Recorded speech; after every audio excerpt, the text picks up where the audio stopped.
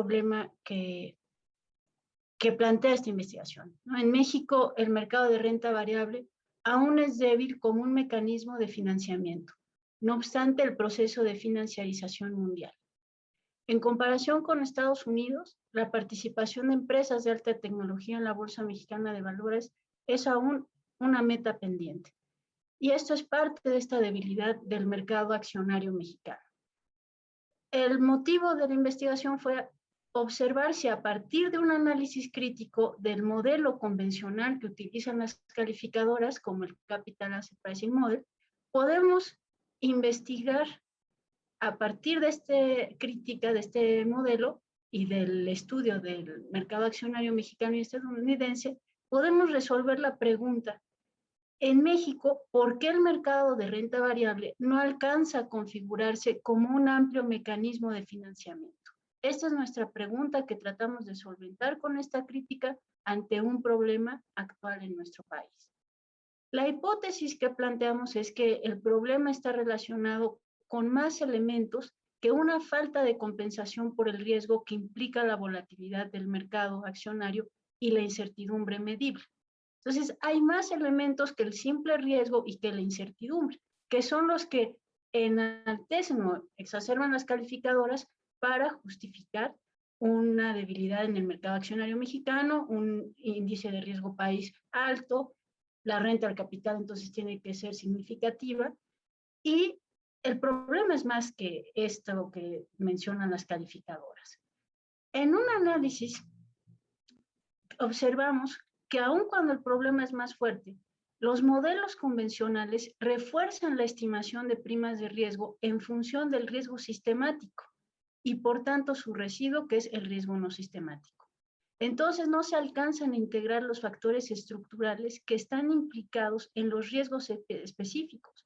Estos riesgos específicos los va a omitir el denominado coeficiente, o no el denominado, sino el coeficiente B.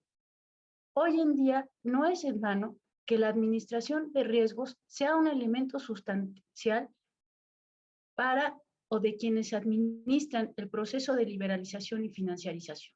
Ellos están conscientes, los que están administrando este proceso de liberalización y financiarización, que hay riesgos específicos que no están contemplados en los mecanismos, en los modelos de evaluación de las calificadoras y que son y tienen que ver con los problemas estructurales del país. Esto es lo que dio origen al documento de investigación que va a hacerme el favor de comentar el doctor Bustamante, que es un análisis crítico de este modelo a partir de la evaluación del stock market. Bien, entonces vamos a nuestro índice de nuestro trabajo, el marco conceptual y marco teórico en torno al Capital Asset Pricing Model, con la finalidad de establecer el marco justamente de las categorías de análisis de este modelo.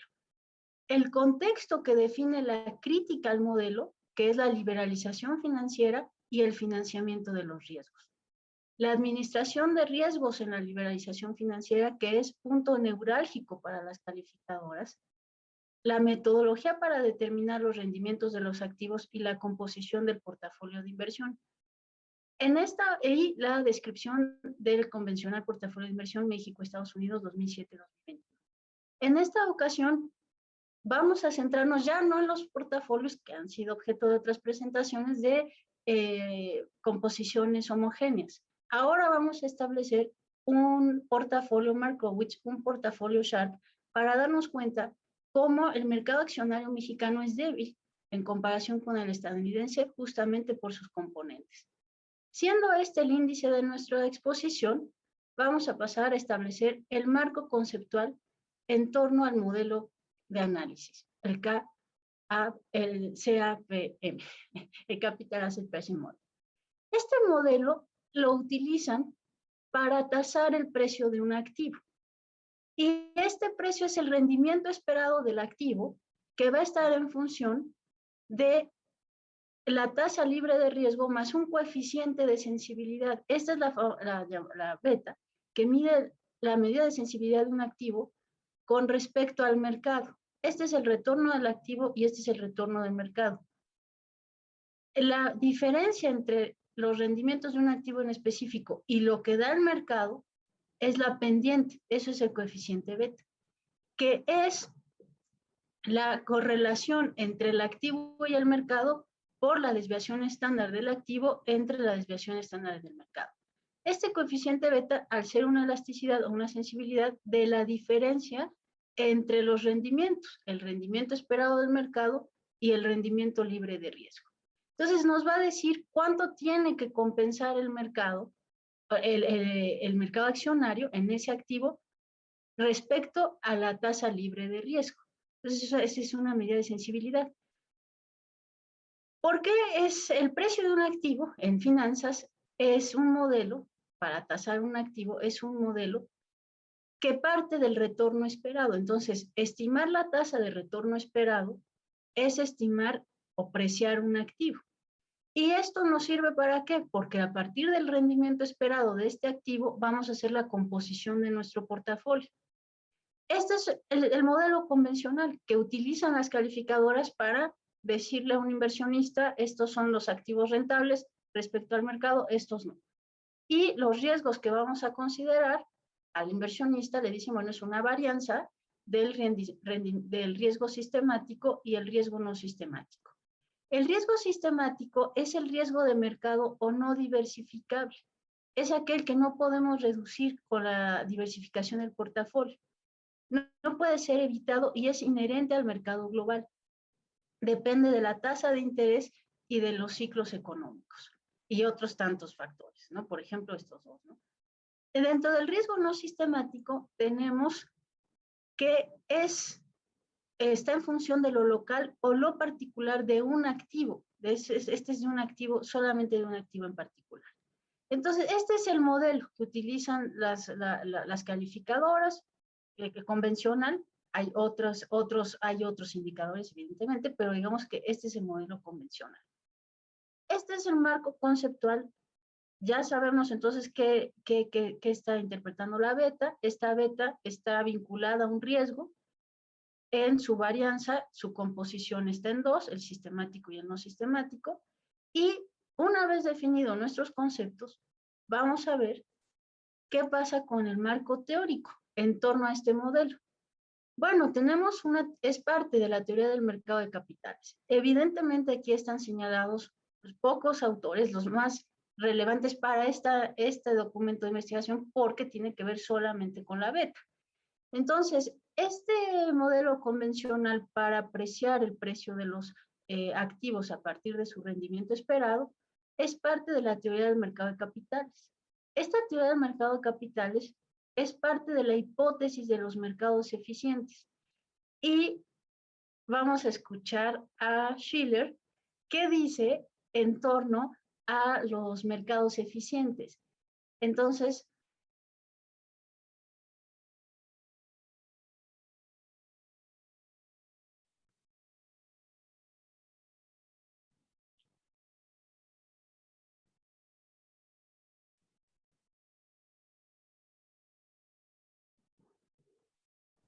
No se está escuchando, doctora. ay, ¿no? No. Ay, perdón.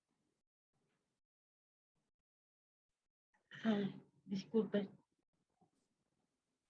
Disculpen, no se escuchó, ¿verdad? Bueno, ay, perdón. Sí, ahí hay una, bueno, aquí había una grabación con Schiller, donde Schiller decía que la hipótesis de los mercados eficientes parte de que hay un acceso a la información pública y retomaba la tesis de Fama, ¿no? Nobody beats the market. Entonces, ¿y por qué nadie puede ser más inteligente que el mercado? Porque el mercado conoce toda la información. Entonces, esto que me hubiera gustado que se hubiera escuchado, esto que dice Schiller, ¿no? Haciendo alusión a Fama, es parte de la hipótesis de los mercados eficientes porque hay información pública completa. Dentro de esta hipótesis de mercado de eficientes, tenemos Markowitz, Sharpe y Fama, son los que utilizamos para el análisis crítico de la beta. Markowitz, bueno, un análisis de portafolio de mínima varianza. Sharpe, a partir de la desviación. entre la tasa de rendimiento anual y la tasa libre de riesgo, entre la desviación estándar. Todos estos van a medir el riesgo, y FAMA. FAMA con la hipótesis de mercados eficientes, donde dice la información es pública, nadie puede ser más inteligente que el mercado y el mercado se acopla automáticamente. La crítica entonces a este modelo convencional es cómo se procesa la información en el mercado accionario. Y ahí Robert Shiller y Ball serían los principales críticos a esta teoría convencional. Ball no lo establecería tanto como heterodoxo, pero sí hace una crítica. Hace una crítica, no la heterodoxia de Shiller, pero lo que dicen es, bueno, el mercado no es eficiente, entonces ese modelo que precia activos a partir de un modelo eficiente debe tener algunos errores. ¿Cuáles serían los errores? Bueno, el error es que desde los supuestos que parte el modelo convencional de tasación de precios y de rendimientos. Ellos, y no hay autor que no o discuta con FAMA o retome a FAMA.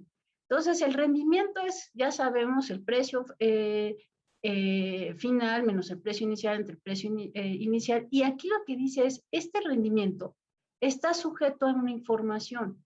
Pero esta información es la que dice FAMA, es completa. La información pública determina este rendimiento, pero no hay problema, porque todos tienen acceso a esta información y sin costos. Entonces, no va a haber problema en la caminata aleatoria que siguen los rendimientos. De tal manera que hay un ajuste perfecto entre el rendimiento esperado de un activo y este rendimiento sujeto a la información. No hay diferencia. Si se dan cuenta, la información, al ser el valor el mismo, no tiene incidencia sobre el valor esperado. Y aquí FAMA dice, la caminata aleatoria de los rendimientos es independiente de la información. La distribución promedio de los rendimientos es independiente de la información disponible. Y entonces no existen costos de transacción. Hay una información disponible sin costos para todos los participantes y todos están de acuerdo en información actual para los precios actuales. Por lo tanto, el mercado puede ser eficiente si un número suficiente de inversores tiene fácil acceso a la información disponible. Y aquí hay que hacer esta aclaración de un número suficiente, porque FAMA no está diciendo todos tienen acceso, sino es tan amplio el número de inversionistas que tienen acceso a la información pública que nadie puede golpear al mercado, nadie puede ser más inteligente que el mercado. Entonces, como lo habíamos dicho, hay una crítica a esto que establece FAMA. Reival lo que dice es, bueno, lo que está diciendo la teoría convencional es, en promedio, la competencia causa que los efectos de la nueva información sean reflejados instantáneamente en los precios actuales. La información pública está disponible para los inversionistas sin algún costo. Él lo critica y dice, esto más que esto no es cierto. Y lo que se presenta en la realidad son más que anomalías de este escenario. Lo cierto es que los precios sobrereaccionan, los precios de las acciones, y se crean oportunidades de ganancias extraordinarias, que existe un exceso de volatilidad de los precios accionarios, que los precios subreaccionan a las ganancias porque los precios subreaccionan a los reportes trimestrales, que el modelo de capital asset falla en explicar los rendimientos, que se pueden justificarse estrategias de inversión no seguras si se sigue este modelo, en los que los inversionistas estén dispuestos a pagar por los costos de transacción. Y entonces aquí, cuando ya estás dispuesto a pagar una información para obtener una ganancia extraordinaria, ya beats the market, diría Shiller, ¿no? O sea, en ese momento ya golpeaste el mercado, porque hay alguien que tiene una ganancia, una información privilegiada. Entonces, por eso que hay que escuchar lo que dice Shiller, ¿no? En esa crítica de FAMA, pero bueno, entonces, como hay alguien que está dispuesto a pagar por la información, ese alguien va a ser el que golpea al mercado, porque va a ser el que lo desajuste. Y dice Reival, eso es cierto, eso pasa. Entonces hay un desafío para la beta. El desafío para la beta es que en un mundo financiarizado donde el acceso a la información privada en forma privilegiada genera externalidades, la beta no es suficiente para explicar el portafolio de inversión. En un mundo financiarizado donde aumenta el número de factores que intervienen en la volatilidad del rendimiento de un activo con respecto al mercado, impulsando un riesgo que no se puede reducir con la diversificación, la beta no es suficiente. Entonces, un mundo financiarizado desafía la beta. Por eso los inversionistas hoy dicen un mundo post-beta. Cuando están diciendo un mundo post-beta es vamos a ampliar el modelo porque esa beta no está contemplando todos los riesgos. Esa beta contempla un riesgo que parte de la hipótesis que la información es pública, sin costos y nadie va a golpear al mercado. Se va a ajustar automáticamente. Entonces, la realidad es que la realidad desafía la beta. Y la realidad es que pasamos de un capitalismo industrial a un capitalismo financiero donde la liberalización financiera, se movieron donde la liberalización financiera ha generado un cambio en la administración de los riesgos. Y este cambio en la administración de los riesgos va a tener un efecto sobre justamente cómo estimamos el riesgo, cómo tasamos el riesgo a partir del precio de los activos, de tal manera que el cambio del sistema a la de administración de riesgos implica el financiamiento de los riesgos. Se movió aquí las etiquetas, disculpe. El financiamiento de los riesgos va a tener que realizarse tanto en el mercado de renta variable como en el mercado de renta fija. Pero ambos van a tener que garantizar un flujo de efectivo. Y el que garanticen un flujo de efectivo tiene que ver con la regulación, con la estabilidad macroeconómica y con las ganancias extraordinarias del mercado. Entonces, lo cierto es que este es el escenario que no es suficientemente contemplado por la beta y que la desafía. Aquí donde tenemos preciar el riesgo y cuantificar el riesgo, aquí está la beta. En este proceso es donde está la beta y es insuficiente. Porque tenemos un escenario donde la regulación es importante para garantizar el flujo de efectivo de un activo financiero, donde la estabilidad macroeconómica es importante y donde existen ganancias extraordinarias porque hay poder de mercado. Competencia imperfecta, entonces alguien beats the market, le dirían a Fama, ¿no? De tal manera que esta beta, voy a ponerme en este para que no se muevan no sé si. En esta parte, estos son los riesgos que no están contemplados en la beta. Entonces, estos riesgos, que es el riesgo financiero, el riesgo bancario, no del todo están contemplados. El riesgo de mercado tiene que ver con el riesgo de los activos, con el riesgo cambiario, con cómo administrar ese riesgo, y este que le llaman riesgo general de mercado es únicamente que está contemplado en la beta, pero vean todos los riesgos que están interrelacionados con este riesgo general de mercado y que evidentemente tiene que ver con un problema de regulación y un problema del proceso de cambio del capitalismo industrial al capitalismo financiero. Entonces, esto es lo que la beta le dicen, ¿cómo lo va a abordar? Y la principal crítica de Chatterjee es cómo esa beta no tiene contemplado lo que llama el riesgo táctico, que es la incertidumbre en los rendimientos esperados de una empresa, no tiene contemplado el riesgo estratégico, que es la probabilidad de que una empresa pueda aislar sus ganancias de perturbaciones macroeconómicas y específicas de la industria. Y estos riesgos son parte del riesgo macroeconómico. Lo que dicen es, bueno, trata de abordarlo con la prima de riesgo. De hecho, la beta es la que da origen en el modelo convencional a establecer las primas de riesgo. ¿Cuánto tiene que pagar un agente adverso al riesgo para cubrirse de riesgo, para evadir el riesgo? Y cuánto tenga que pagar va a tener que ver también con un riesgo normativo. Si no se cumplen en la financiarización las normas institucionales, se amplía la prima de riesgo. Entonces, lo que dice Chatterjee es, ante este mundo que ya estamos viendo con tantos riesgos, la beta en sí misma es un proxy poco confiable de la prima de riesgo de una empresa y debemos ir hacia un mundo post-beta. Ese mundo post-beta tiene que estudiarse, ¿no? Pero antes de decir por qué tenemos que ir a un mundo post-beta, nos preguntamos, ¿qué pasa si seguimos contemplando al mundo beta? Y para saber qué pasa si seguimos contemplando al mundo beta, hicimos un portafolio de inversión. Para ver qué nos diría ese portafolio con la beta. Para eso estimamos los rendimientos conforme a Fama y Shiller, que como les comentaba, es esta fórmula general de esta que vimos anteriormente. Esta fórmula de los rendimientos pero lo establecemos con logaritmos naturales para poder tener una distribución mejor. Entonces, después calculamos el coeficiente beta, el índice de Sharpe, el riesgo sistemático y el riesgo no sistemático.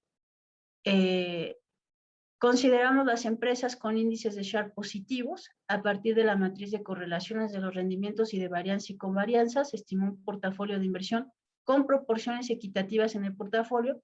Como les comentábamos en esta presentación, porque esto ya lo hemos mencionado en otras presentaciones, las proporciones equitativas, ahora va a ser un portafolio solamente del criterio que nos dé mayor rendimiento. Entonces vamos a componer los portafolios con distintas proporciones para ver cuál empresa nos conviene.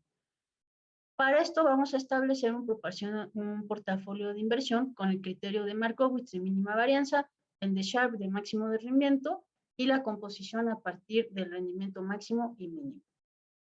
Bien, la metodología que empleamos vamos a analizar dos índices, el Standard & Poor's y el de la Bolsa Mexicana de Valores, el Dow Jones.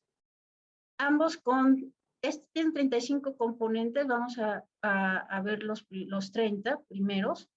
Y el Dow Jones es muy importante porque estos 30 componentes del Dow Jones, y aquí es donde comienza por qué es débil el mercado accionario mexicano. Veamos la composición del Dow Jones.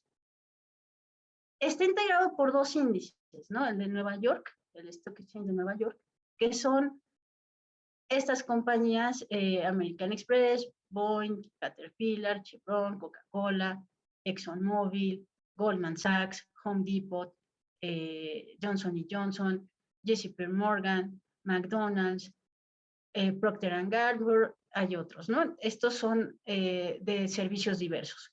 Pero dentro del Dow Jones, el 25%, el 83% del componente de Dow Jones corresponde a 25 empresas que cotizan en el mercado intercambiario de Nueva York. 83% del Dow Jones son 25 empresas. Pero el otro 17% del Dow Jones son 5 empresas que corresponden a alta tecnología. Apple, Cisco, Intel, Microsoft, Walgreens Boots. Entonces, 17% de ese índice son empresas de alta tecnología, aunque sean 5 empresas. Esas 5 empresas, veamos ahora, como el Nasdaq, veamos 2007. Estas empresas que son tradicionales, Dow Jones es 1875, ¿no? Es cuando se empieza a hacer. El Dow Jones 2007, veamos cómo tiene más proporción de participación las 25 empresas. Y conforme va pasando después de la crisis del 2008, vean cómo gana espacio las empresas de alta tecnología. De hecho, en 2018 tenemos la máxima participación, que es 54% del Nasdaq está en estas empresas, ¿no? La fecha exacta es el 11 del 09 del 2018. Entonces vemos mayor participación en el Dow Jones de las empresas Nasdaq.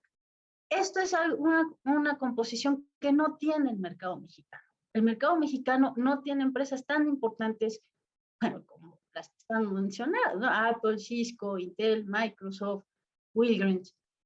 El mercado accionario mexicano, pues son 35 componentes de industria básica, de bienes y servicios.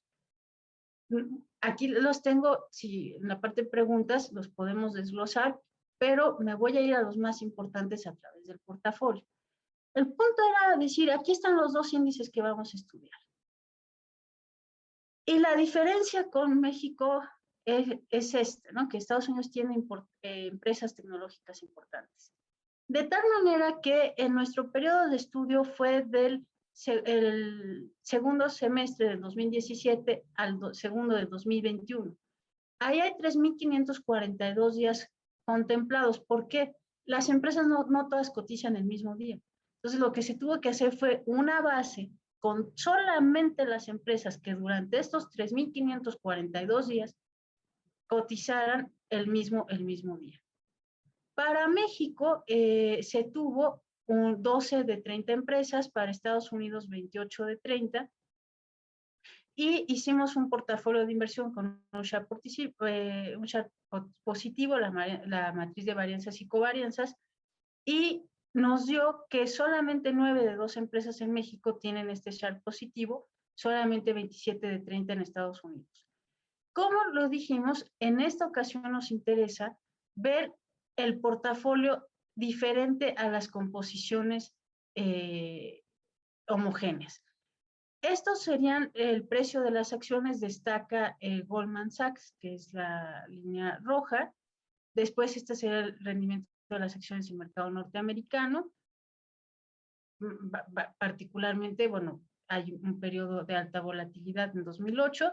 Estas serían para el mercado mexicano, está Peñoles y luego Fomento Económico de México como algo que lo supera.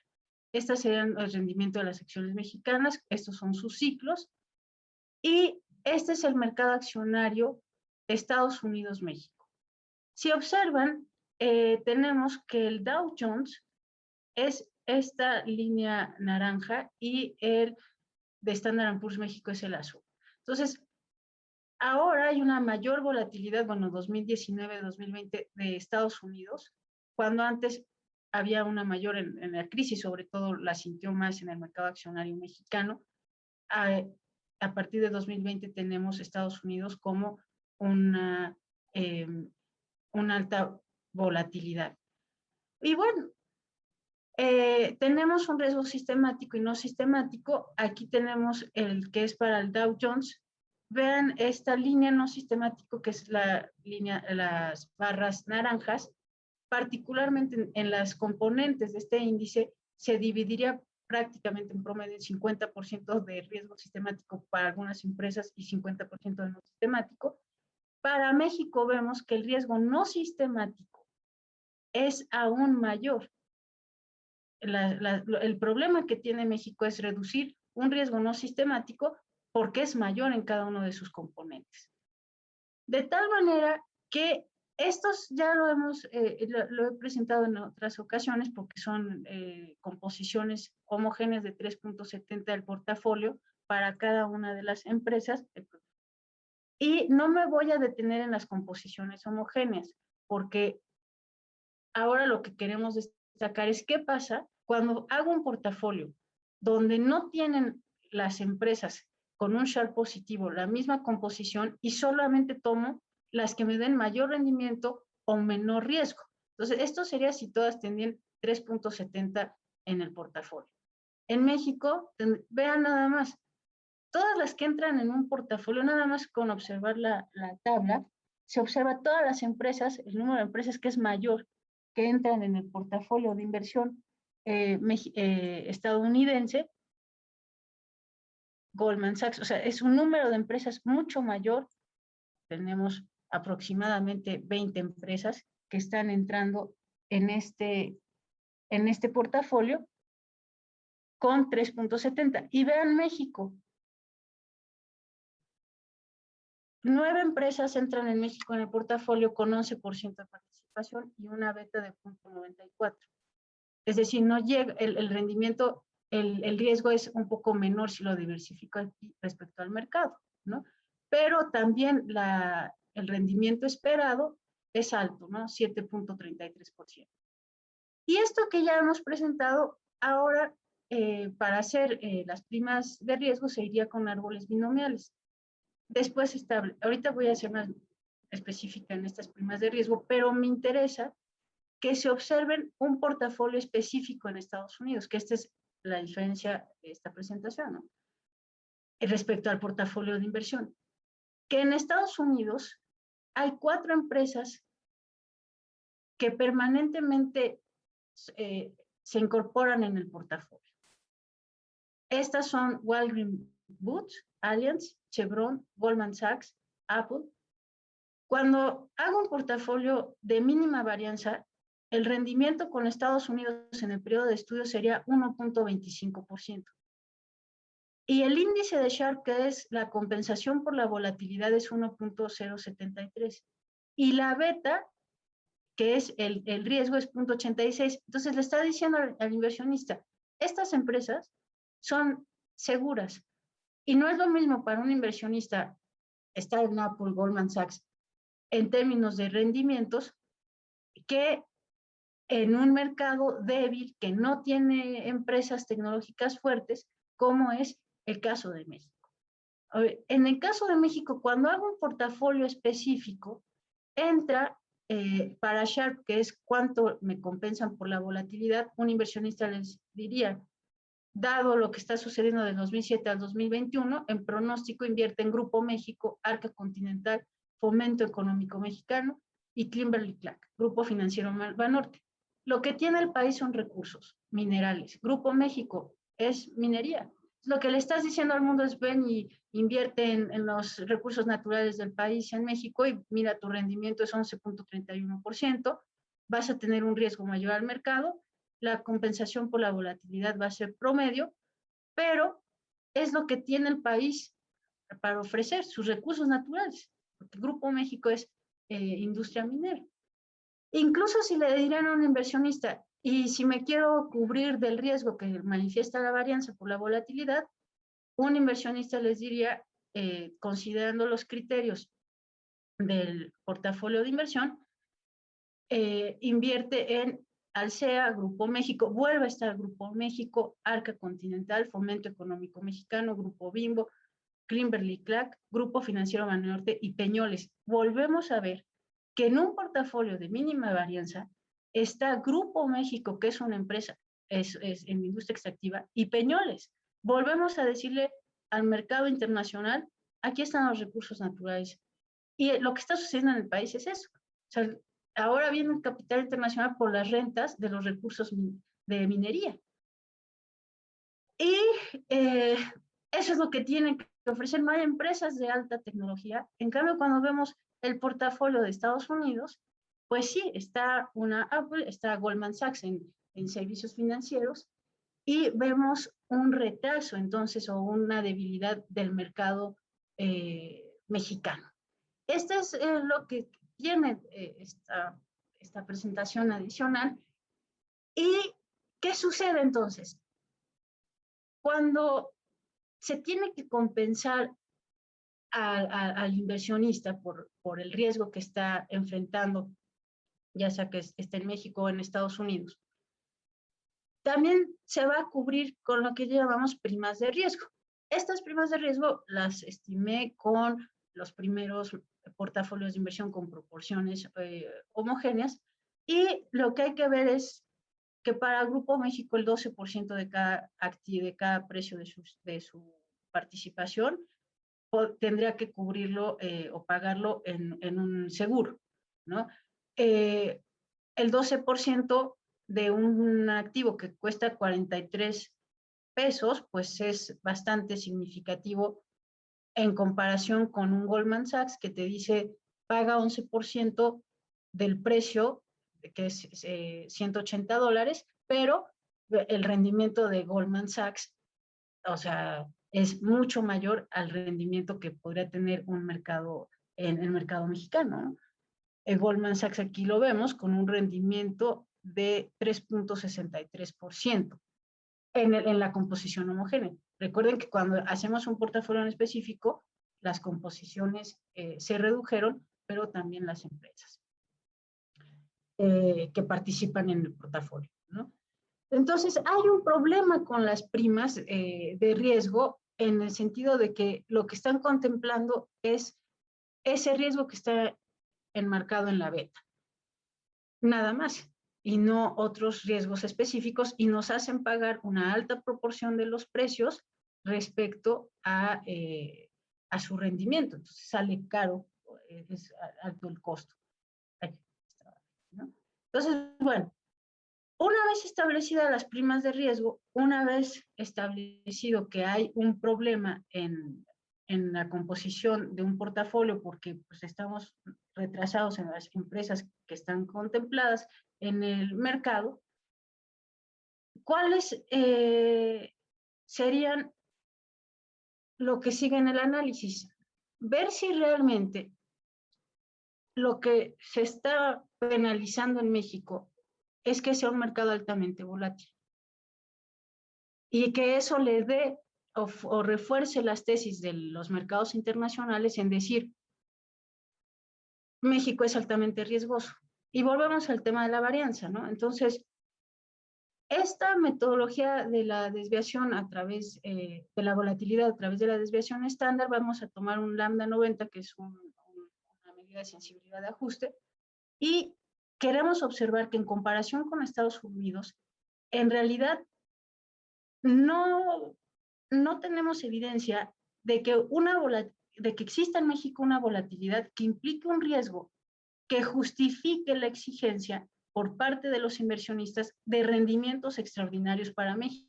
O sea, lo que les están diciendo no es que es altamente riesgoso, altamente volátil, tienen que pagar más renta. Y ahí está Peñoles dando el 11% en la industria minera.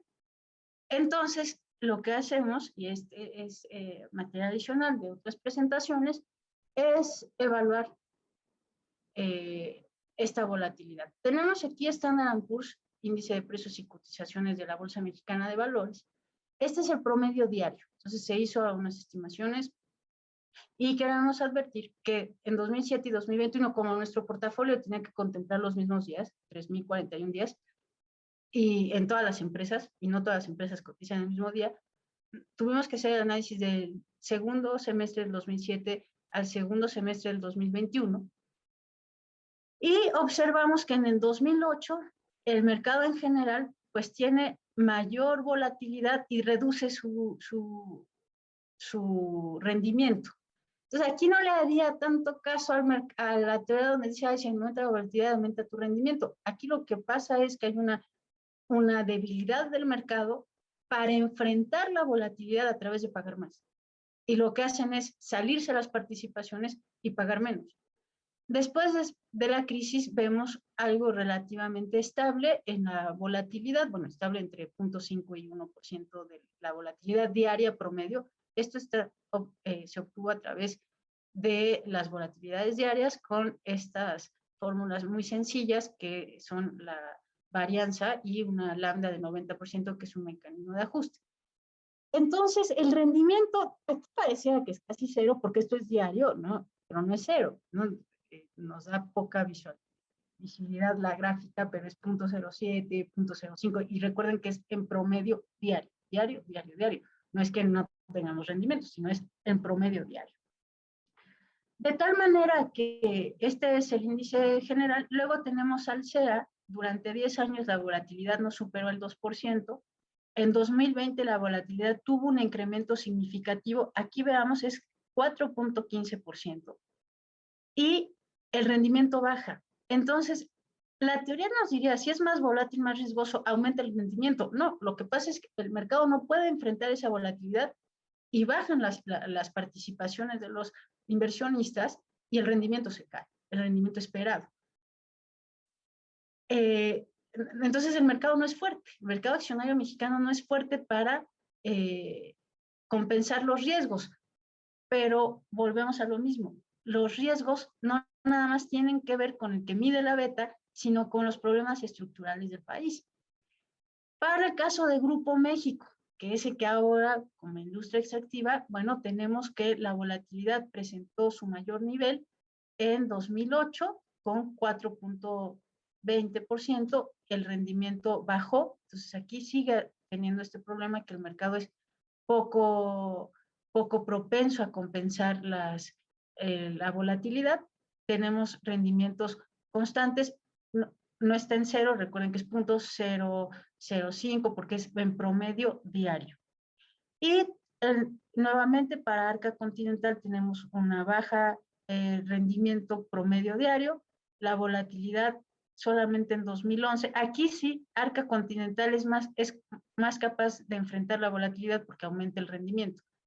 También en el 2020, entonces Arca Continental tiene mayor posibilidad de enfrentar la volatilidad en el mercado accionario mexicano.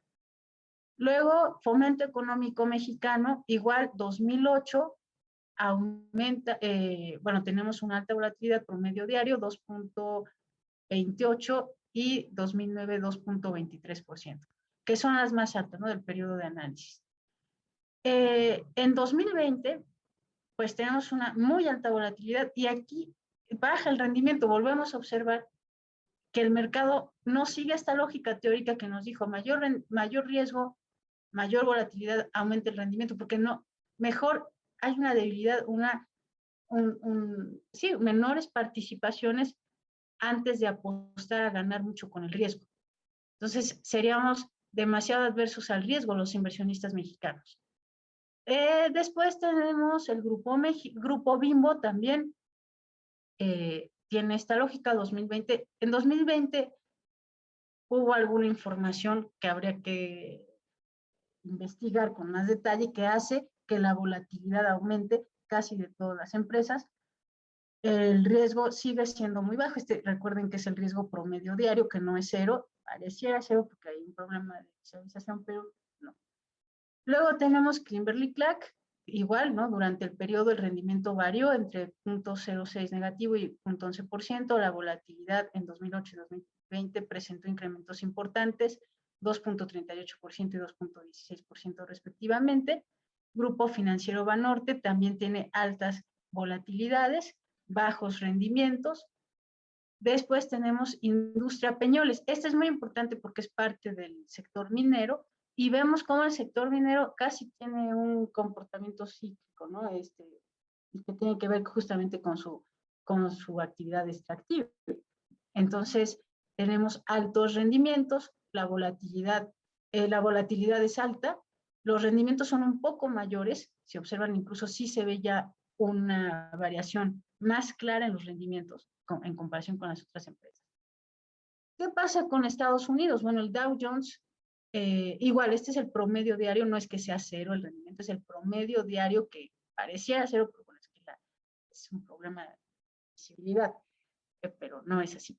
Entonces, aquí tenemos el rendimiento es 2.26% en 2008, 2020 2.21 la volatilidad y aumenta un poquito si vemos aumenta el rendimiento, ¿no? No obstante que, la volatilidad disminuyó, ¿no? Entonces, es un mercado que si le dicen hay poca riesgo, invierte rápido. Es un mercado que sí se ajusta de forma rápida, porque estos son promedios diarios. Estos fueron de un promedio diario. Walgreens Boots Allianz también tenemos que tiene una volatilidad. Si se ven, es más activo el mercado norteamericano, ¿no? Sus volatilidades son mucho más activas en el periodo de estudio, mientras sus rendimientos promedios diarios son un poquito más constantes, pero la volatilidad sí es un mercado que está muy dinámico. Goldman Sachs, tenemos que bajó su volatilidad y a partir de 2019 aumenta. Aquí, como les digo, tenemos un problema en la comparación de 2021 y 2007 porque estos son el último semestre, porque fue por ajustar en la base de datos el número de días que cotizaran las mismas empresas. Entonces, aquí no puedo decir cayó porque tengo esta situación, ¿no? Luego está Chevron, igual, una volatilidad un poco más dinámica, los rendimientos constantes. Apple, la volatilidad desciende en el periodo de estudio, se permanece constante, los rendimientos igual. Entonces, Las conclusiones serían que se necesita fortalecer el análisis de la evaluación de activos de renta variable desde una metodología con supuestos diferentes al análisis neoclásico. Y esto permite incorporar modelos alternativos que favorezcan una estimación de los riesgos específicos que no están estimados en el coeficiente beta de un portafolio. Y esto se va a hacer con la finalidad de garantizar primas de riesgo en función de los factores estructurales de las economías domésticas. Y este punto anterior, que es a donde va la investigación, nos abre un espacio a continuar la investigación y decir, habría que relacionar el comportamiento del mercado accionario con la dinámica de crecimiento de México y Estados Unidos en un contexto de liberalización con el propósito de verificar la tesis que establece una relación inversa entre el riesgo no sistemático y el valor de la empresa y entender si es por esta relación inversa que el mercado accionario mexicano es débil. Por lo pronto sabemos que es débil porque no tiene empresas de alta tecnología, porque ahora le estés apostando a los recursos naturales, porque las calificadoras se empeñan en decir que México es un país de alto riesgo, pero solamente está midiendo el riesgo en función de la diferencia entre el rendimiento esperado de un activo y la tasa libre de riesgo. Y no está contemplando todos los riesgos específicos que existen en cada una de las economías, en la norteamericana también, ¿no? Si contemplara los riesgos que están estimados en la economía norteamericana, igual las primas o las coberturas serían mayores. Y recordemos que la cobertura tiene dos áreas, ¿no? O sea, es lo que tú pagas una prima de riesgo, un agente adverso al riesgo para no tener riesgo, pero también es lo que le tienes que pagar al inversionista para que le acepte el riesgo. Entonces, esa es la presentación y bueno, espero haberme dado a entender. También me gustaría decir que cuando digo habría que relacionar el comportamiento en esta investigación, porque evidentemente la bibliografía es amplísima y muy vasta, los que tratan ya este tema, ¿no? Al portafolio que se está haciendo. Y eso sería la presentación y muchísimas gracias. Muchas gracias, doctora Jimena. Muy nutrida y abundante, muy detallada. Gracias por su generosidad. A continuación, si les parece bien, le doy la bienvenida al doctor Jorge Bustamante. Un placer volverlo a ver, doctor.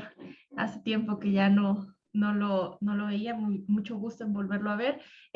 Usted hará un comentario sobre la presentación de la doctora Jimena, sobre el texto que fue compartido. Entonces, adelante, por favor, y después pasaremos a las preguntas o comentarios de nuestro auditorio que ya se están manifestando en el chat. Las invitamos a que lo sigan haciendo. Al final de la intervención del doctor Jorge, podremos expresarle a la doctora Jimena sus inquietudes. Entonces, adelante, doctor, tiene la palabra. No, pues muchas gracias. El honrado soy yo, primero por la invitación de Jimena a comentar su artículo y bueno, por volverlos a ver. Digamos que no nos vemos diario, pero aquí estamos. Gracias. Voy a empezar. A mí me pareció muy interesante el artículo de principio a fin porque marca una cuestión interesante en términos teóricos y es este dominio de la visión convencional de los mercados eficientes y cómo se sigue manteniendo, digamos, a nivel internacional esta teoría como la forma en que se tiene que calcular los riesgos.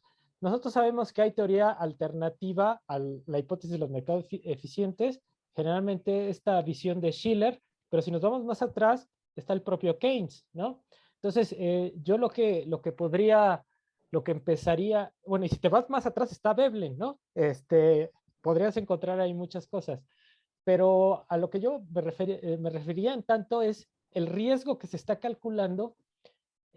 A ver, estamos calculando el precio de las acciones en el mercado financiero, eso no se los olvide. Y el rendimiento es el cambio del precio de un día para otro, de un segundo a segundo. Entonces, ¿pero qué es lo que determina esos precios? Y ahí está, yo creo que el core del problema. Desde el punto de vista neoclásico, el precio tendría que ser igual a la rentabilidad del capital. Entonces, si creciera el precio de los activos, es porque está creciendo la rentabilidad de las empresas y, en este proceso de inversión. Entonces, eso tendría que ir ligado desde un punto de vista neoclásico y de los mercados eficientes. Entonces, los precios correctos representan la productividad del capital. Ok, va. Entonces, los riesgos en ese sentido tendrían que ser inherentes a los fundamentales de la empresa, de los problemas que tengan en términos de conseguir esa rentabilidad, referente a cada sector de actividad industrial o lo que sea. Entonces, ahí podríamos hacer una parte, y Modigliani y Miller ahí evalúan, por ejemplo, que cada industria en particular tiene cierto rendimiento y una beta, que es la beta que es la diferencia, bueno, más bien la de Sharpe, el riesgo entre el activo libre de riesgo y el que no es libre de riesgo para cada industria. Cada industria paga cierto premio por el riesgo particular de la industria. Ok, pero ese es el esquema convencional. Desde un punto de vista crítico, si nosotros retomamos lo que dice Keynes y lo que dice Shiller, ese precio que está en el mercado financiero representa el ánimo de los inversionistas en el mercado financiero. Entonces, ¿a qué voy? Que la variación de los precios no está atado a los fundamentales de las empresas, ¿no? Está atado a las expectativas de los agentes que están comerciando en el sector financiero. Entonces, ese es un punto clave para entender qué es el riesgo que estamos midiendo. Entonces, el riesgo que se mide en general de esa variación es el ánimo, el ánimo de los inversionistas de los mercados, y que puede estar poco relacionado con la actividad real de las empresas. Entonces, esa es la reflexión que quiero poner, y eso es a lo que me trae Jimena, ¿no? Entonces, ¿qué estamos midiendo? Estamos midiendo el ánimo de esos espíritus animales en el mercado financiero que están comprando y vendiendo. Ok, entonces, en general a mí me pareció esta parte última en la que expone Jimena las estructuras productivas en México. El mercado financiero en México, en general, la estructura financiera de México es débil. ¿Por qué? Principalmente por el tipo de empresas que tenemos, ¿no? Poco tecnológicas, ahí está Bimbo, que hace pan, con eso pues está bien que hagamos pan, pero eso no nos va a llevar a transformar el país. Está Kimberly Clark, hace papel, está Cemex, hace cemento, pero no tenemos una estructura productiva que pueda jalar un proceso de desarrollo más profundo. Entonces, ese es el primer punto. Las empresas ahorita además usan el mercado financiero para financiarse hacia afuera, colocando deuda en los mercados financieros. De hecho, lo que ha habido, en lugar de un aumento de las empresas que cotizan, ha habido una disminución en el mercado financiero. Entonces, porque es un trampolín para las grandes empresas financiarse en los mercados externos. Entonces, eso lo hace débil. Eso lo hace débil. También que la propia estructura bancaria, como no tienes industria, pues el crédito que das también es poco. Entonces, México en general es de los países de América Latina que tiene una profundidad financiera más baja, ¿sí? Y eso tiene que ver con esto, que no tenemos empresas, esas empresas son poco competitivas, poco rentables en términos tecnológicos. Me voy a lo que dice Jimena. Estamos vendiendo minería, ¿no? Entonces la minería, por propia naturaleza, también es muy volátil. 2008, después de la crisis de la hipotecaria, Banco Central estadounidense baja la tasa de interés y nos genera el auge de los commodities. Precio de petróleo, mineras, todo subió. Pero eso es muy volátil. ¿Duró qué? 5 años, 6 años, subieron la tasa y se volvió a caer. En general, el precio de las materias primas es muy volátil. También eso representa un riesgo mayor. Entonces ahí, por ejemplo, ahí en términos, Jimena, no solamente es el riesgo país, sino también es el riesgo de las empresas dependiendo del sector. En el caso de las mineras, como se dedican a producir bienes, insumos, no, ni siquiera intermedios, insumos básicos, si quieren, commodities, los commodities es muy volátil. Entonces la rentabilidad que puedan tener no se mantiene en el tiempo, por eso también es la volatilidad. Si hablamos ya de la cuestión de los bienes industrializados o bienes con alto contenido tecnológico que venden en Estados Unidos, el precio de esos bienes es más estable, ¿no?, que las materias primas. Entonces hay una razón para la diferencia entre por qué es más riesgoso estar acá con este tipo de empresas y por qué es menos riesgoso estar allá. Tenemos que ver también que allá nos están cargando ese riesgo país, ¿no? y que no necesariamente tiene que ver con la propia actividad de la empresa. Como lo muestra Jimena, la volatilidad no es tan alta, ¿no? La volatilidad no es tan alta y no se justificaría que las empresas mexicanas tuvieron que pagar un premio mayor porque el capital venga y mantenga las acciones, ¿no? Entonces, son cuestiones que abre el artículo para reflexionar, pero yo creo que lo crucial es, aparte de tener una metodología, esta metodología beta y alfa, yo creo que hay que salirnos de lo convencional, en el sentido de que estamos hablando de los rendimientos. Los rendimientos, como dice la teoría, pues van a ser cercanos a cero. Pero nos estamos olvidando de las tendencias del mercado financiero y las burbujas que se generan en el mercado financiero, ¿no? Entonces, no hay un mecanismo o no hay cierta beta que pudiera contemplar la diferencia entre el precio de la acción y el valor de la empresa y la rentabilidad de la empresa, en términos de los ROEs, por ejemplo, o todo eso, que es más, que tiene que ver con la cuestión estructural del negocio en sí. Entonces, si nos vamos con el precio, estamos midiendo expectativas. Entonces, ¿cuál es el riesgo real de esa empresa? Obviamente en la crisis todas cayeron, pero ¿cuáles son los riesgos reales de la empresa en su negocio, en su industria? La empresa particular. Estamos hablando de grandes empresas, ¿no? Entonces, obviamente ahí en las crisis tenemos la volatilidad, pero eso representa una volatilidad sistémica, no representa la volatilidad particular de las empresas, ¿no? Entonces, esas cuestiones son las que hay que medir y no olvidarnos de la tendencia. Una vez entrevistaron a Eugene Fama, John Cassidy, más o menos ahí por 2011, y le preguntaron a Eugene Fama, oiga, señor Fama, ¿qué es una burbuja financiera? Y él les contestó, esa palabra no tiene sentido para mí, ¿no? O sea, él decía, los precios siempre son correctos y no existe esta diferencia entre el precio y, digamos, la rentabilidad real de la empresa, ¿no? ¿Qué es lo que hemos visto a lo largo de de la década de los 90, 2000 y todo? Las burbujas financieras que al final se truenan y llevan a la crisis. ¿Por qué?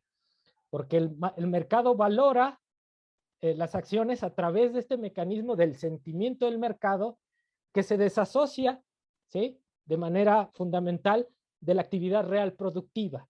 Entonces, ese es el problema del sistema económico, ¿no? Y ahorita en esta fase del capitalismo, después de los 90, con la globalización, liberalización financiera y los demás, se intentó ¿qué? Maximizar la ganancia para los inversionistas institucionales. Entonces, en el mercado existe, por esa crisis de rentabilidad en el sector productivo, una creciente demanda por títulos financieros, lo que posibilita que cualquier empresa empiece a crecer en el mercado. Entonces, esas son las cosas que hay que cuestionar. ¿Realmente una tendencia creciente de los precios de las acciones implica un mayor aumento en la productividad del capital, una mayor inversión? Eso no se da.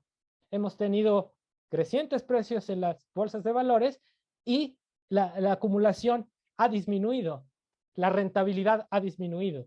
Entonces, yo creo que hay que cuestionar de fondo lo que implica esta teoría y a quién beneficia esta teoría. Fundamentalmente los mercados financieros. Tú tienes que hacer todo como empresa para mantener tus precios de las acciones a la alza. ¿Por qué? Porque si no, te venden tus acciones y tú puedes ser víctima de un takeover, digamos, ¿no? Entonces, eso no tiene nada que ver con lo productivo. La economía, así como está hoy, está atada a las fuerzas de lo financiero. Entonces, esa es la reflexión que quiero hacer, que quería hacer con respecto a Jimena. Me parece un excelente análisis el que ella plantea, y para tratar de medir estos riesgos que de alguna forma no se pueden medir. Pero yo creo que hay que salirnos de esa camisa de fuerza y ver que también la inflación financiera genera otros riesgos que no tienen nada que ver con la actividad productiva. Pues yo me quedaría con esta reflexión y esperar sus comentarios. Gracias, doctor Jorge. Doctora Jimena, quisiera abonar sobre lo que comentó el doctor Jorge, o vamos directamente a las preguntas que ya tenemos acá en el chat. No, pues solamente muchísimas gracias por la lectura y por tu presencia, Jorge. Me voy a permitir hablarte de tú, aunque evitar la formalidad. Y muchísimas gracias por la lectura y tus comentarios. Y muy agradecida. Y atendemos las preguntas. Muchas gracias. Excelente, muy bien. Nos pregunta Grisel, profesora, ¿cuáles son las herramientas con las que cuentan las empresas para enfrentar de manera diferente la volatilidad? Sí, un poco comentando lo que refería el doctor Bustamante, el problema es, con lo que cuentan es con estar generando expectativas a través de información de que van a crecer. O sea, hacer expectativas de crecimiento en función al volumen de ventas y algo que califican y siempre están observando las llamadas tres grandes es el nivel de deuda. Entonces, algo que tienen que mantener, contener, pues es la deuda. Y en caso de apalancarse, garantizar el flujo de efectivo. Ese flujo de efectivo, que vemos ese cash flow, que es el valor presente, ¿cómo lo cuidan? O sea, esa simple formulita que vemos es lo que más cuida a una empresa. Entonces, ¿con qué cuenta? Debe de contar con los mecanismos regulatorios, con los instrumentos financieros apropiados para un flujo de efectivo que solvente la deuda. Con eso es lo que tiene que contar una empresa en general. Y evidentemente las que tienen mayor posibilidad, pues son las que comentaba el doctor Bustamante, ¿no? Entonces, las empresas mineras en México y las tecnológicas en Estados Unidos. De acuerdo, muy bien, muchas gracias. El maestro Saúl Herrera tiene la mano levantada, entonces adelante, maestro, por favor. Bueno, antes que nada, felicidades, Jimena, un trabajo muy interesante. Y también una felicitación al doctor Jorge Alonso, que igual los comentarios bastante atinados, sobre todo en la parte crítica del modelo convencional. Creo que la pregunta va un poco en lo que decía al final la doctora Jimena. Algunos modelos pues, consideran la inexistencia de simetrías en información. Entonces, mi pregunta va en el siguiente sentido, ¿no? Sabemos que la información es básica para la toma de decisiones en los mercados y que esa información puede tener cierto sesgo. La pregunta entonces es ¿cómo afecta al modelo, a la crítica del modelo, la consideración de información asimétrica y de un comportamiento de rent seeking, de buscadores de renta en el cálculo del riesgo? Ya mencionaste que la parte de riesgo estructural no está considerada de manera adecuada y se carga mucho la prima de riesgo por otros factores. Esa sería mi pregunta.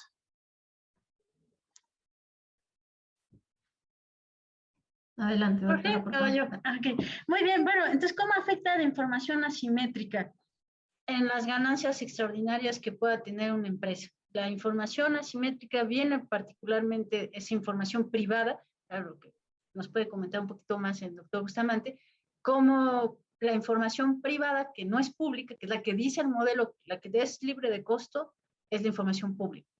Y la que tiene y genera externalidades positivas para ganancias extraordinarias sería el acceso a información privada privilegiada.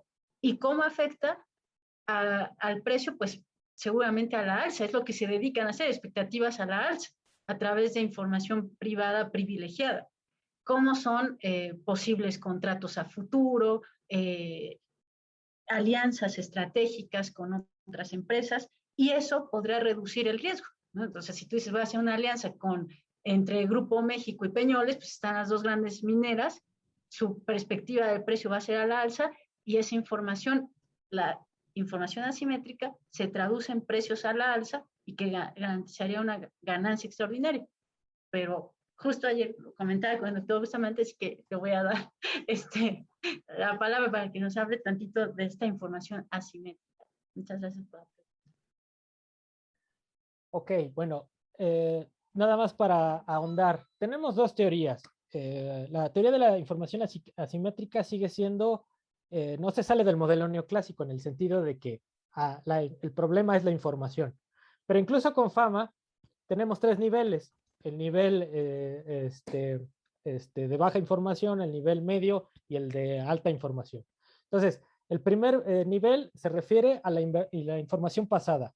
El segundo, a la información pública macroeconómica, digamos, lo que hay en el ambiente y lo que se sabe o lo que las empresas están dispuestas a decir. Por ejemplo, la política de dividendos. Se para el CEO y dice, vamos a pagar tanto, ¿no? Entonces es una señal, si vamos a subir los dividendos, es una señal pública que permite la toma de decisiones. Pero lo que no sabemos son ese nivel de información a nivel perfecto, ¿no? No sabemos porque hay información dentro de la empresa que se guarda, ¿no? Ahora, hay cuestiones aquí que hay que ver. Por ejemplo, cuando dicen que nadie puede vencer al mercado, se están refiriendo a que nadie tiene el conocimiento de lo que va a pasar en términos de si va a subir el precio o va a bajar el precio de las acciones. Entonces, esa información nadie la tiene. No sabemos qué va a pasar. En términos de manera de un mercado de valores desarrollado, no sabemos hacia dónde va a ir la tendencia. A veces se sabe que está creciendo, hay una tendencia, pero no se sabe hasta cuándo se va a cortar esa tendencia. Y entonces, para ganarle al mercado, tendríamos que saber cuándo se van a caer los precios. Eso no lo sabemos. Eso no lo sabemos. Entonces, pero ese sentimiento tampoco tiene que ver mucho con las empresas, sino el ambiente económico general. Cuando sabemos que la voluntad o el ánimo de los que compran acciones se va a cambiar de toro a oso. Eso no lo sabemos. Eso no lo sabemos. Y independientemente de la información que den las empresas nunca van a dar una información que perjudique su precio de acciones, ¿no? Ahí tenemos el caso de Enron. Enron nunca dio una información que perjudicara sus acciones. Sin embargo, era una empresa que mintió todo el tiempo. Esa información nunca estuvo disponible. Tampoco, por ejemplo, en la crisis hipotecaria, ellos sabían que ya el valor de esos activos tóxicos ya no valía nada, pero ellos lo sabían. Y ellos fueron los que tomaron la iniciativa e hicieron que se cayera el mercado. Entonces, ellos tuvieron la información privilegiada, vino desde dentro del propio banco. Entonces, esas cosas nosotros no lo sabemos si fuéramos inversionistas, ¿no? Y lo que dice Stiglitz en general es eso. Va a haber racionamiento del mercado accionario. ¿Por qué?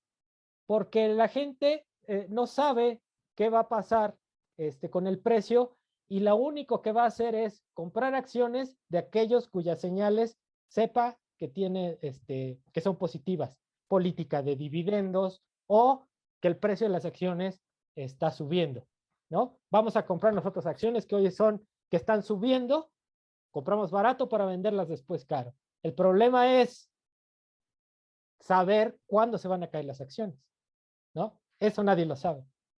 Entonces, más allá de información, yo también vería el problema macroeconómico. El problema macroeconómico se dice mucho. Si tienes 3 tendencias, y eso lo dijo Irving Fisher en los años 33, si tienes un crecimiento del endeudamiento, una inflación accionaria y una caída de la rentabilidad, pues lo que tienes que hacer ahorita es vender, porque eso no se va a sostener en el largo plazo, ¿no? Entonces, ahí está la asimetría de información, pero más que asimetría, es incertidumbre, ¿no? No tenemos conocimiento de nada, ¿no? Cuando hablas de asimetrías, estás hablando de estadística, pero la estadística se hizo para juegos de azar. Y la vida económica no se puede reproducir de ninguna forma. Entonces ahí dejo la reflexión. Cállenme, por favor. No, al contrario, muchas gracias por esta explicación. Creo que nos ha quedado mucho más claro a todos, a todas. Por cierto, ¿hay alguna persona que quiera hacer alguna intervención adicional, alguna pregunta que le quiera manifestar a nuestros presentadores? Bueno, en el momento en que surjan, lo pueden manifestar en el chat. Mientras... El profesor quería volver a preguntar, me parece. Maestro Saúl, por favor. No, es un aplauso. Ok, muy bien. Sí, Muchas muchísimas gracias. gracias, Jorge. Yo quiero preguntarte algo, Jimena. No sé si pueda aprovechar Claro, por rápido. supuesto. El indicador de rentabilidad que presentas en las gráficas, ¿cuál es? El de la rentabilidad, en el de la volatilidad de la No, no, desviación no. estándar No, el de rentabilidad. Rentabilidad. Mantienes uno de rentabilidad. y de volatilidad. Sí, con el logaritmo natural de la variación de los precios. Pero no es un ROE ni un ROCE, digamos. No, Ok, ok. no. Buena pregunta. No, es que tenía la duda No, porque, sí, digo, es que está el arroz, pero era buena pregunta porque me faltó aclararlo. Pero sí, es la rentabilidad en el logaritmo natural de la variación de los precios. Muchas gracias. ok, ok. Sí. Entonces, fíjate, todo, o sea, la rentabilidad es con la variación de los precios, no con las rentabilidades contables, digamos, un ROE, un ROA. Exactamente. Para tener el modelo, para que sea coincidente con el modelo del capital asset, que Ni siquiera, justamente es que evade todos los temas que están dentro de estos rentabilidades del ROE o la ROA, y entonces solamente es la desviación estándar, por eso es muy limitado. Bueno, más allá de la desviación estándar, ¿no? Pero es limitado. sí, porque es un análisis por encimita, es puro financiero, sin irte al problema productivo, ¿no? O sea, Tiene su micrófono cerrado, doctora. Perdón, exactamente, que dicen esa evidencia estadística ahora sí que sin contabilizar o contemplar los problemas estructurales, sino simplemente es un indicador estadístico. bueno, otra pregunta, ¿hacia dónde irías en términos de la medición del riesgo que considerara cuestiones productivas?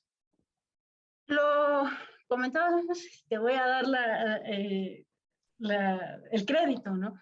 Ver cómo califican las tres grandes, Standard & Poor's, Fitch y Moody's, al país en función de la deuda y qué está implicado en la deuda, porque lo que ellos hacen es calificar a las empresas con su volumen de deuda. Entonces, lo que hay que contemplar ahí es qué los está llevando a tener ese volumen de deuda, si adquirir activos, y activos que sean productivos, si simplemente hacer una diversificación de riesgos a partir de apalancarse. Entonces, yo iría esto nos lleva a los indicadores que tienen las tres grandes y que incluso dicen, ya hay que rebasar el modelo de Miller y Modigliani y ver cuáles son los factores que inciden en el volumen de deuda. Y ese volumen de deuda hay que contemplarlo en los riesgos del país, pero si es una deuda para adquirir activos o para hacer diversificación en el portafolio. Porque diversificar en el portafolio para reducir un riesgo, pues puedes diversificar el portafolio en activos que no te generen ampliación de la capacidad productiva. Entonces, menor riesgo es que un país estuviera endeudado invirtiendo. Eso es un menor riesgo, porque estás poniendo una capacidad de pago fuerte, porque estás adquiriendo activos productivos. Pero endeudarse para diversificar el portafolio, para tener alta rentabilidad en el mercado financiero, no te garantiza un ciclo financiero sólido. Incluso porque si te aumentas el crédito, por ejemplo, y no amplías la capacidad productiva y tu volumen de deuda, ese crédito lo utilizas nuevamente para estar en una burbuja financiera, no hay fundamentos sólidos, ¿verdad? Macroeconómicos. Entonces, habría que hacer un estudio de lo que están contemplando ahora las tres grandes, Standard & Poor's, Fitch y Moody's, dentro de su indicador de riesgo, más allá de la evidencia estadística, que es este logaritmo natural de la diferencia de los precios, ¿no? Ahí podría hacer otro comentario, no sé cuándo andemos de tiempo. No es para preguntarle a Jimena otra cosa. Sí, Ahí vamos está. bien. Hay una pregunta ahí. Si quiere, hacemos su intervención y después leemos, vamos bien en tiempo. Es otra pregunta, entonces. A este respecto, Jimena, ¿tú qué opinas acerca, o sea, estamos hablando de que tú considerarías una empresa sólida aquella que se endeuda pero está adquiriendo activos productivos, ¿no? Bien, entonces yo estoy pensando en esta tendencia que tenemos desde los 80s a que las empresas están haciendo fusiones y adquisiciones. Pongo el ejemplo. Bimbo. Bimbo compra planta en Estados Unidos. Bimbo compra marcas en India. Bimbo compra la planta en Rusia. ¿Sí? Entonces, ¿y cómo se llevan a cabo estas operaciones? Incluso a veces no hay desembolso de dinero. Pagan con acciones o pagan con deuda, pero pueden pagar con acciones. Entonces, no hay dinero. Y eso ha llevado, si lo ves a nivel sistémico, a que la inversión, la acumulación, no crezca. Entonces, estamos en una etapa de estancamiento económico precisamente por esta dinámica de centralizar capital, digamos, ¿no? Entonces, ¿tú considerarías, la pregunta en específico, que esta actividad de fusiones, adquisiciones, adquisición de patentes, derechos de propiedad, que son activos productivos desde un punto de vista empresarial, ¿son productivos o son financieros? Por lo que, gracias. Sí, los casos de estudio que señalamos en el portafolio, que es Grupo México y Peñoles, pues sí son productivos. Y lo que pasa es que no son suficientes. ¿Y cómo sabemos que son productivos? Porque han ampliado el volumen de extracción de los recursos minerales. O sea, sí hay adquisición de maquinaria, herramienta, capacitación, incluso Kimberly-Clark, y que son, o Bimbo, ¿no? Que decíamos, ¿para qué producir pan o cartón, etcétera? Pues se han enfocado en los procesos, en hacer procesos más simples, e incrementar la productividad laboral, en la organización laboral, digamos, ¿no? Entonces, sí hay ampliación de estas fusiones y adquisiciones, sí hay para ampliar la capacidad productiva, pero no es suficiente. Y aquí tenemos un problema, que es el poder de mercado.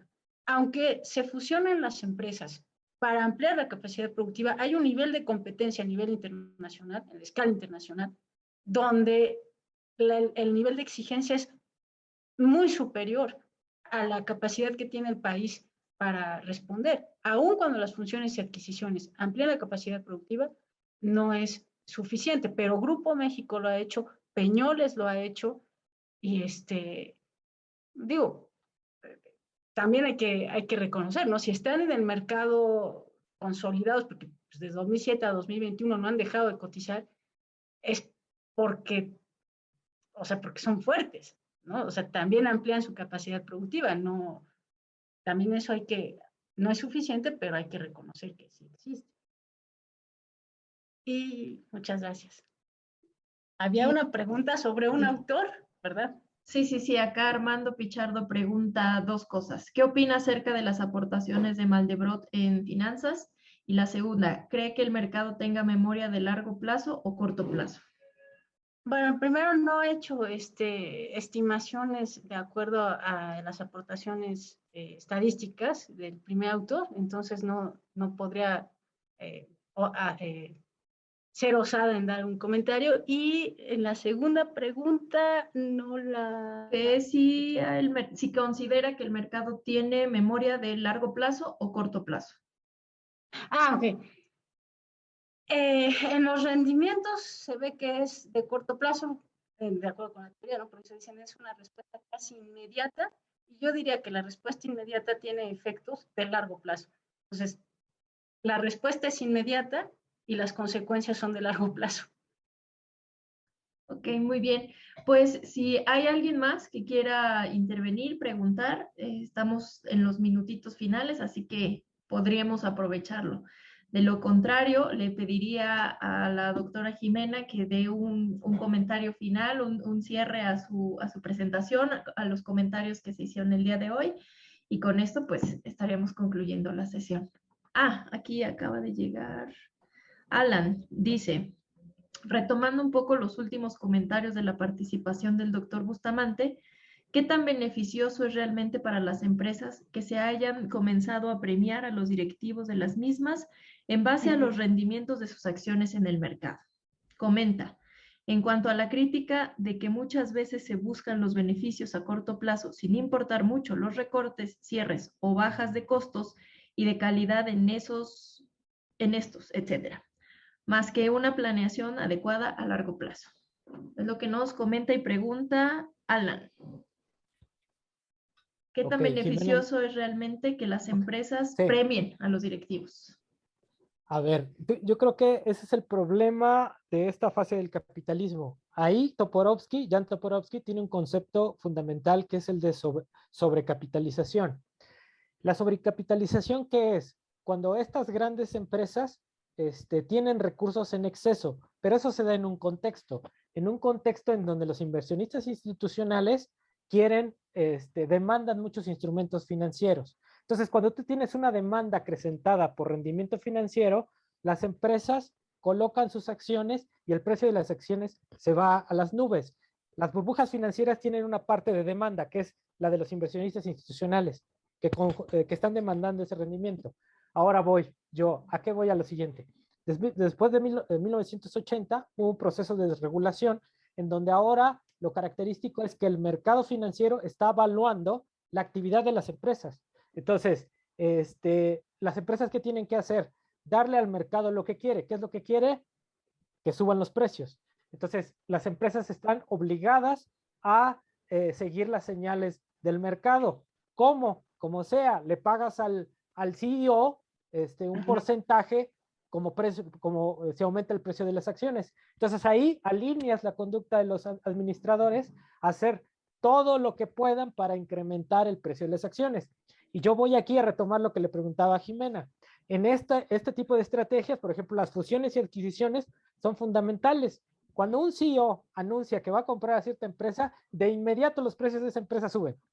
Entonces, ya ni siquiera si la otra empresa es rentable, no, simplemente por anunciar que la vas a comprar, ya van a subir los precios. Pero eso tiene una doble implicación. Una creciente concentración de la actividad industrial. Ahorita hace poco tenemos el caso, por ejemplo, Chrysler la compró Fiat, después Fiat se fusionó con una francesa, que es ahorita la empresa más grande a nivel mundial. ¿Cómo les va a los CEOs? Bien, ¿por qué? Porque están bien pagados, sus empresas están creciendo, pero ese tiene un problema. Si bien son activos productivos, la acumulación a nivel global está cayendo. ¿Por qué? Porque es más seguro comprar una empresa que está funcionando a invertir nuevo, a poner otra planta, a competir, lo que estaba diciendo la doctora Jimena, ¿no? Entonces hay mucha competencia, entonces eso también alinea a las empresas a que la estrategia sea comprar empresas, comprar marcas, invertir en activos financieros, todo lo que sea que le caiga ganancia de donde sea. Ahora, eso tiene dos consecuencias. La tasa de ganancia a la marxista se está cayendo, a pesar de que ahora entre pocos se concentre más el flujo de ganancia, el flujo de efectivo, pero la tasa como tasa está cayendo y la inversión está cayendo. Entonces, eso es la sobrecapitalización. Las empresas ahorita pueden colocar deuda, se pueden endeudar con bancos. ¿Por qué? Porque el precio de las acciones es su colateral. Mientras más crezca, más deuda pueden obtener. Ya cómo la usen es otro rollo, que es la preocupación de la doctora Jimena. Pero con esa deuda están adquiriendo empresas, están haciendo actividades financieras. Caso de Volkswagen en la crisis de 2008, la mitad de sus ganancias venían por la vía financiera, ¿no? Entonces también irrumpen esta cosa, ¿no? Entonces ahí vemos cómo va esto en términos de las empresas, pues les va bien, que entró en crisis este modelo y ahorita ya estamos en el hoyo, ¿ok? Pero ese es el modelo y ha permitido la concentración de los ingresos para unos cuantos, ¿sí? Pero le ha pegado a la acumulación, le ha pegado a los empleos, le ha pegado a los salarios, ¿no? Entonces, ahorita estamos en esa parte. Ya me callo, cállenme, por favor.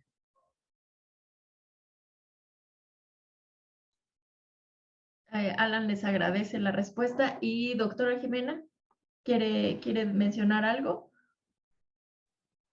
No, pues qué importante pregunta y qué acertada respuesta, porque justo en reducir los riesgos tácticos que llamaban, y en todos en general, el papel del CEO o del CFO, que ahora uno es la organizacional y el otro es el de las finanzas, el papel de esos dos jugadores en las corporaciones son fundamentales para reducir el riesgo. Y son un activo. O sea, el CEO y el CFO es un activo de cada corporación. Entonces, qué importante pregunta, porque es el activo para reducir los riesgos que ahora tienen las corporaciones. Gracias. ¿Alguien más? Creo que no. Entonces, doctora Jimena, ¿quiere cerrar con algo? ¿Redondear finalmente algún comentario? Agradecer de verdad la generosidad del doctor Bustamante de haber leído el texto, de haber estado en la presentación, de haberla comentado y de además, bueno, como ustedes ya se dieron cuenta, apoyarme en estar definiendo las próximas líneas de investigación y hacer correcciones a los trabajos. Y muchísimas, muchísimas gracias. A maestra Daniela, muchísimas gracias por la organización del ESPATE, que además estamos en la última sesión. Muy agradecida con su coordinación y su trabajo, siempre generoso y muy oportuno. Y muchísimas gracias a todos quienes nos acompañaron. También veo la presencia de mis alumnos y espero haber cubierto algo de sus expectativas. Bueno, muchas gracias. Muchas gracias, doctora Jimena. Igualmente, doctor Jorge, un gusto volverlo a ver. Cuando mencioné eso es porque yo fui su estudiante en la maestría, entonces desde esa época no lo veía. Fue un gusto reencontrarme con usted, aunque sea por este medio. A todas, a todos ustedes, muchísimas gracias por su asistencia, quizás total del seminario o por las sesiones que más llamaban su atención. El siguiente semestre veremos cómo será la organización, quizás igualmente en línea, quizás presencial, quizás una combinación. Iremos experimentando. Esto es de las lecciones que nos ha dejado la pandemia, el aprender constantemente, el adaptarnos. Entonces les agradecemos mucho. Estamos llegando al final del periodo 2022-1 del ESPATE.